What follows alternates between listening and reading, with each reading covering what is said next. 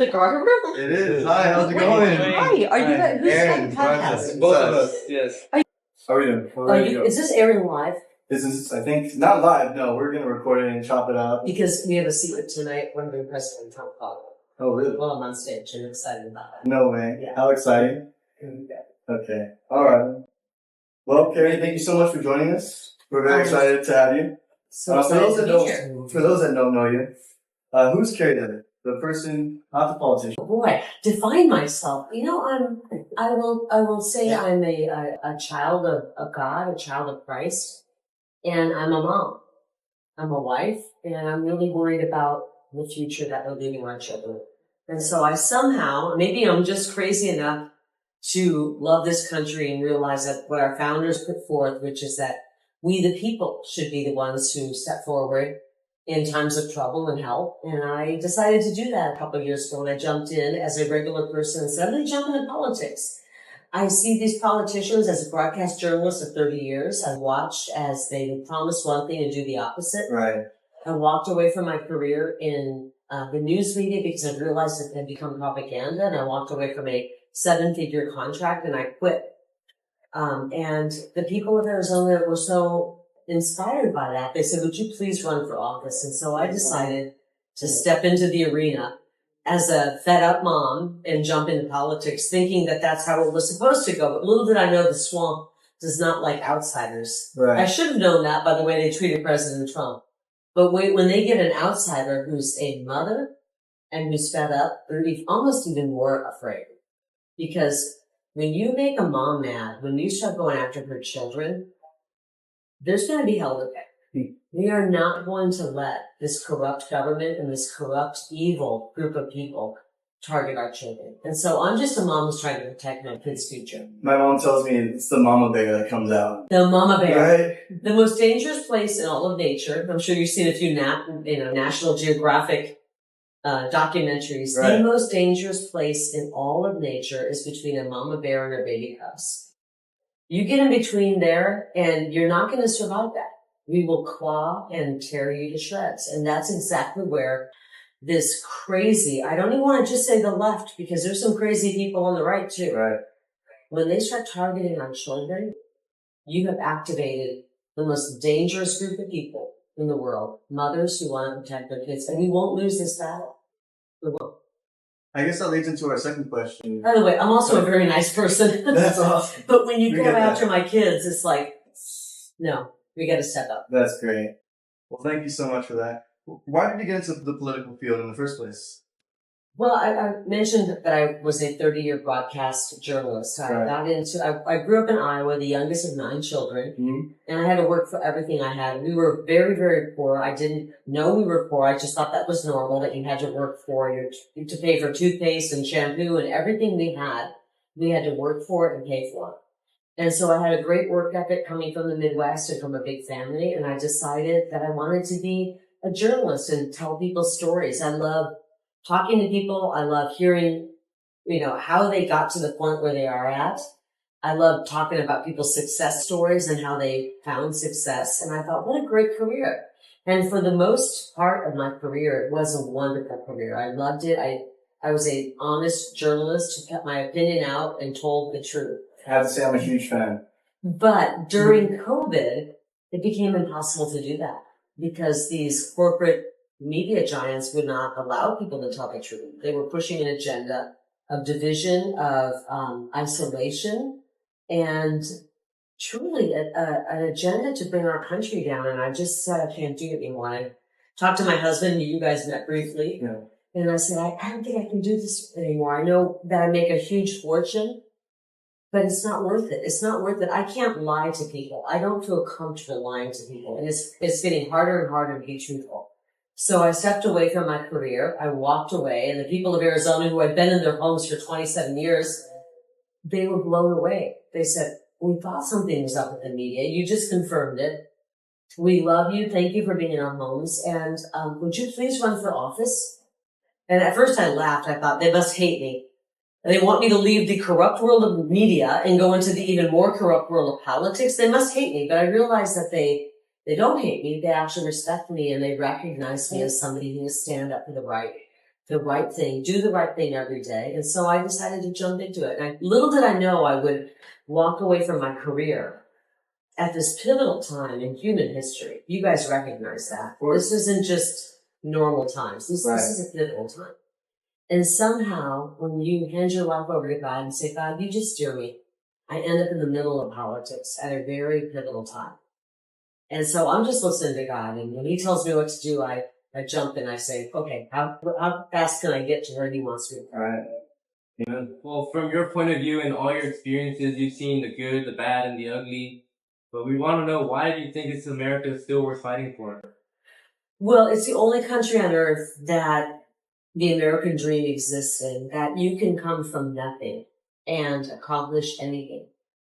You can be free to worship your God. You can be free to live your life. You can be free to pursue your dreams. I'm very worried that that is slipping away. I told you I came from nothing. I hate to say nothing, because being poor doesn't mean you came from nothing. That's how it's oftentimes worded. I came from nothing. I'm so glad I came from a family of 9, that we didn't have much. I'm glad I came from a poor family. It taught me how to get along with my siblings. Every day I woke up and at least one of them was mad at me, and probably one of them still loved me. I had to fight for food. We had to battle it out on, a variety of issues that would come up during the day. But thank God that I was born into that family. I learned a work ethic that nobody can outwork me. I said it when I was running for governor. I said, none of these people running against me will ever outwork me. If I even get a hint that they're starting to come close to my work, to working harder than me, I'll double up. Nobody can outwork me. And that came from coming from a big family. Came from coming from nothing.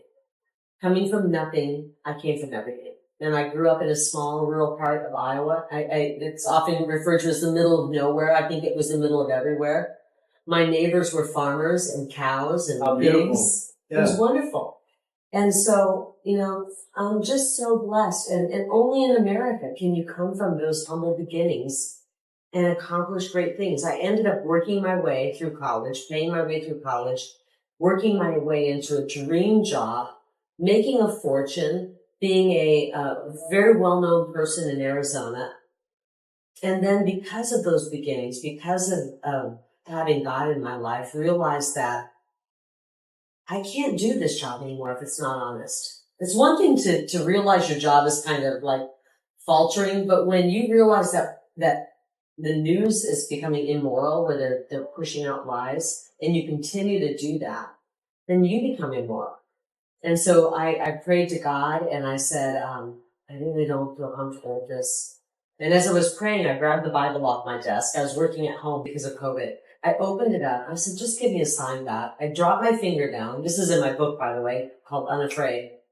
I literally opened my Bible, dropped my finger down, said, give me a sign. I'm afraid. I'm leaving my career. I'm leaving my fortune, but I'm a human and I'm flawed and I don't want to leave the money. Tell me I'm going to be okay. Open the Bible, drop my finger down, 1 Timothy chapter 6, verse 7. You bring nothing into this world, and it is for certain you take nothing out. Amen. And I just went, I feel like the blood drains out of my body when I tell you this story. God gave me the sign. He said, these material things mean nothing. That paycheck that you're a little bit worried about means nothing. What does it all mean if you don't have a country? What does a fancy car mean if you don't have a country? What does a 401k mean if you don't have freedom? If our children don't have freedom? And so that's where we are right now. And I am fighting like heck to save this country. I'm just one person. There's millions like me, and we're all fighting because I want your futures to be bright. That's what we're all here for, I think. Right? Absolutely. It's great. Well, I wanted to ask you, because the reason behind this podcast, it's to inspire and to motivate and to educate the younger generation. And so at the age of 21, which is the age that we are now, what would you tell your younger self after all this wisdom that you have? Oh boy, how old was 21? I was 1991 and the world was going pretty well. I would have never imagined the world being this upside down. So I think what I would tell myself, if I were 21 living in this environment, which my daughter's almost 21, is that it doesn't have to be this way, and to stay in the battle and to worship God and realize that there's so much coming at you that is false. I feel for your generation because you guys have had the social media where you have the phones and there's so much junk coming at you. That's not good for you. Right. Your generation, I think, has suffered in some ways the most because, you know, how many years ago did COVID start? 3 years ago? About 2-3 years ago, So right? you guys are in the prime of your life right now. And I think about the kids in high school, college. I think of the things we were doing at that age, and we were having a pretty good time. I can't imagine doing that with a mask on my face, being isolated in my room, sitting behind a computer, which we didn't really have at that time. And it's so horrible what has been taken from you. And I don't want my children or anybody else to have that taken. Those really great moments were taken from you. And that's why when I ran for governor, the majority of the people on our team were people your age. They said, we're not going to take this crap anymore. You know, and if we don't get involved in politics, I guess my message to a 21-year-old me was get involved in politics, because if you don't get involved in politics at your age, somebody else is charting the course for your future. Right. And who is that? And what are their motivations? And do they really care about your future? Do they care about their greed? Do they care about making more money? What is their motivation? Your motivation is your future. So my message, if I could go back and talk to my 21-year-old self, would be get a little more politically motivated, but I also was taking a step toward being a journalist, and you're not supposed to be politically motivated. Right. We all have our political opinions, but I really took great pride in being able to check that, set it aside, and when I reported on something, even if I disagreed, I interviewed Barack Obama. I disagree with the guy. I interviewed President Obama, President Trump. I love the guy. And I really tried to go into both of those interviews and said, Kari, check your opinions and be fair with this person. And I think I really was. And that's why the people of Arizona respect me and ask me to run for office. That was God's plan for you, right? To go through the journalism process and then to see the corruptness in the world and these politicians lying to the media. I think that was God's plan, actually. I think about everything that's happened in my life, from the struggles I had as a young child where we didn't even have enough food in the house. We didn't have heat. I remember many a night in the winter in Iowa where our house was cold. And, struggling in a large family where we didn't have enough means really to take care of the family, but we're so blessed that each of us were there. My mother would have never thought of saying, I can't afford a baby. I'll have him. She would have never thought of that. And thank God I was my ninth one. Okay. If she was going to think that way, I would have probably been on the chopping block. But, that, and then having to work for everything as a janitor. I worked every job you can imagine. One of my favorite jobs truly was being a janitor. I worked every job. And so every single thing I've had to do in life, I've been really prepared for this moment, to be in this pivotal moment in human history, political history, American history. Because nobody can tear me down. They've said terrible things about me. The media's attacked me. I worked in the media 30 years and they attacked me. But my thinking is, I know they're lying, and the people of Arizona know they're lying. And so I don't care what they say. I care what God thinks of me and what my family thinks of me. And I know I'm pretty good in both of those places. We know you are. I joke a little bit. Our elections are rigged, but Judgment Day will not be rigged. Amen. And so the people rigging our elections and being deceptive and pushing this evilness on the world, Election Day, you may be able to rig that, but you will not be able to rig Judgment Day. Amen. Well, thank you so much for coming on. I think my dad was giving me the to-go sign. Oh, is he? We're heading to the next event. To the next event, I guess. Thank you. You're a good journalist. Thank you so much. You know why? Because you ask a question and you let people answer. And that's a rare skill. I've interviewed a lot of people and then they don't let people answer. So thank you for what you're doing, and continue to inspire your generation, because your generation, I believe, is going to be the generation that saves our country. Without a doubt. This is, and every middle-aged mom that you meet who's fighting, all these wonderful people out here realize that they are in this. They've already had a great life, but we're in it for you guys. I want you guys to have the American dream, the freedoms we have. I want you to have even more freedoms. And I know that you are the generation that really save our country and our world. So I'm happy to be in battle with you. Thanks so much. Kari Lake, everybody.